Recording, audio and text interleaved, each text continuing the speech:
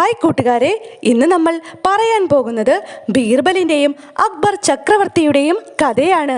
കഥകൾ ഇഷ്ടമാകുകയാണെങ്കിൽ video like ചെയ്യാനും channel subscribe ചെയ്യാനും മറക്കല്ലേ. ഈശ്വരനെ അറിയാൻ. ബീർബൽ തികഞ്ഞ ഈശ്വരഭക്തനായിരുന്നു. അദ്ദേഹം എന്നും ക്ഷേത്രത്തിൽ പോയി ആരാധന നടത്തുകയും പൂജാകർമ്മങ്ങൾ അനുഷ്ഠിക്കുകയും ചെയ്യുമായിരുന്നു. ഒരു ദിവസം സദസ്സിൽ വെച്ച് അക്ബർ ചക്രവർത്തി ചോദിച്ചു, ബീർബൽ, താങ്കൾ എന്നും ക്ഷേത്രത്തിൽ പോകുന്നു, എപ്പോഴും ഈശ്വരനെ വാഴ്ത്തുന്നു, ഇതിലൊക്കെ വല്ല അർത്ഥവുമുണ്ടോ? താങ്കൾ ഒരിക്കലെങ്കിലും ഈശ്വരനെ കണ്ടിട്ടുണ്ടോ? അതുപോട്ടെ, എവിടെയാണ് ഈശ്വരൻ ഇരിക്കുന്നതെന്നെങ്കിലും അറിയാമോ? എന്തൊക്കെയാണ് ഈശ്വരന്റെ പ്രവൃത്തികളെന്ന് പറയാമോ? ഇങ്ങനെയൊരു ചോദ്യം ആദ്യമായാണ് ബീർബൽ നേരിടുന്നത്.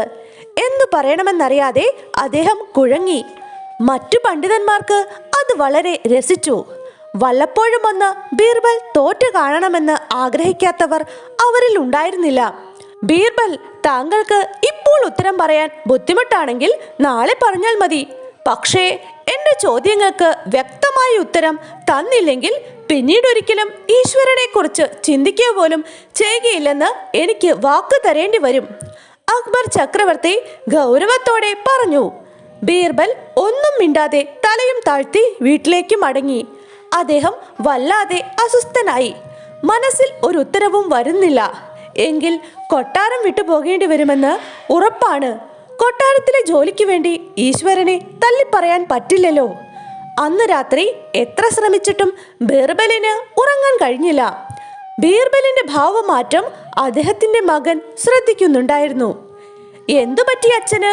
മകൻ ചോദിച്ചു. ബീർബൽ കൊട്ടാരത്തിൽ നടന്നത് മുഴുവനും മകനെ വിവരിച്ചു കേൾപ്പിച്ചു. എല്ലാം കേട്ടിട്ട് ഒരു പുഞ്ചിരിയോടെ മകൻ പറഞ്ഞു, അച്ഛൻ വിഷമിക്കേണ്ട, ചക്രവർത്തിയുടെ ചോദ്യങ്ങൾക്ക് ഞാൻ ഉത്തരം പറയാം. അച്ഛന് സമ്മതമാണോ? മകൻ ഒന്നും കാണാതെ അങ്ങനെ പറയില്ലെന്ന് ബീർബലിന് അറിയാം. അദ്ദേഹം സമ്മതിച്ചു. ശരി, നാളെ നീയും എന്നോടൊപ്പം കൊട്ടാരത്തിലേക്ക് പോരൂ. രാവിലെ തന്നെ ബീർബൽ രാജസദസ്സിലെത്തി. അക്ബർ ചക്രവർത്തി നേർത്തൊരു പുഞ്ചിരിയോടെ ചോദിച്ചു, എന്താ ബീർബൽ, ഉത്തരം കിട്ടിയോ? മഹാത്മൻ, അങ്ങയുടെ ചോദ്യങ്ങൾക്കുള്ള ഉത്തരം എന്നേക്കാൾ എൻ്റെ മകൻ പറയുന്നതായിരിക്കും ഉചിതമെന്ന് എനിക്ക് തോന്നുന്നു. അങ്ങ് ഉത്തരം പറയാൻ അവനെ അനുവദിച്ചാലും, ബീർബൽ അപേക്ഷിച്ചു. പറയൂ, കേൾക്കട്ടെ, ചക്രവർത്തി കൽപ്പിച്ചു. ബീർബലിന്റെ മകൻ രാജാവിനെ തൊഴുതിട്ട് പറഞ്ഞു, ഉത്തരം പറയുന്നതിന് മുമ്പ് 2 കാര്യങ്ങൾ എനിക്ക് ഉണർത്തിക്കാനുണ്ട്. പറഞ്ഞോളൂ. 1, ഞാൻ ഉത്തരം പറഞ്ഞു കഴിയുന്നതുവരെ അങ്ങ് എന്നോട് കോപിക്കരുത്. സമ്മതിച്ചു. 2, അങ്ങേക്ക് ഞാൻ ഒരു പുതിയ അറിവ് പകർന്നു നൽകുവാൻ പോവുകയാണല്ലോ.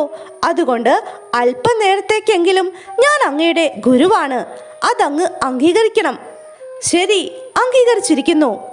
അങ്ങനെ വരുമ്പോൾ ഗുരു ശിഷ്യനേക്കാൾ ഉയർന്ന സ്ഥാനത്താണ് ഇരിക്കേണ്ടത്. അതുകൊണ്ട് അങ്ങ് വന്ന് എൻ്റെ സ്ഥാനത്ത് നിന്നാലും ഞാൻ അങ്ങയുടെ സ്ഥാനത്തിരിക്കാം. അക്ബർ സമ്മതിച്ചു.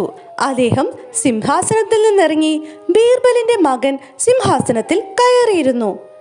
എന്താണ് നടക്കാൻ പോകുന്നതെന്നറിയാതെ സദസ്യർ അന്തിച്ചു നിന്നു. ഒരു പാത്രം പാൽ കൊണ്ടുവരൂ, ബീർബലിന്റെ മകൻ അക്ബറോട് ആവശ്യപ്പെട്ടു. അക്ബർ ഉടനെ സേവകനെ വിളിച്ചു. അരുത്, അങ്ങ് തന്നെ കൊണ്ടുവരണം, ബീർബലിന്റെ മകൻ തടഞ്ഞുകൊണ്ട് പറഞ്ഞു.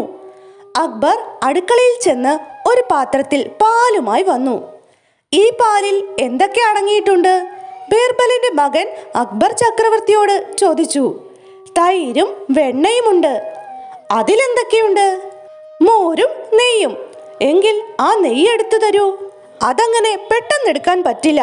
പാൽ പുളിപ്പിച്ച് തൈരാക്കണം, അത് മോരാക്കി കടയണം. അപ്പോൾ കിട്ടുന്ന വെണ്ണ ഉരുക്കിയാൽ മാത്രമേ നെയ്യെടുക്കാൻ പറ്റൂ. അതിനൊക്കെ കുറെ സമയം വേണം. അതിന് കുറെ സമയം വേണമല്ലേ?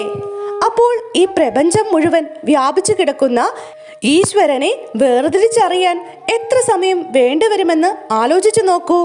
അതിന് ധാരാളം പ്രയത്നവും ആവശ്യമാണ്. അതിനുള്ള വഴികളാണ് ഓരോ മതവും അനുശാസിക്കുന്നത്. അത് വേണ്ട വിധം അനുഷ്ഠിക്കുമ്പോൾ ഈശ്വരനെ കാണാൻ കഴിയും.